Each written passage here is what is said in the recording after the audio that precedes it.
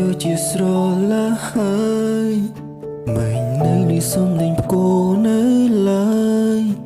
ម៉ែអើយគុណសែនរងាដល់ហើយហេតុអ្វីយើងដេកគ្មានភួយគ្មានខ្នាយ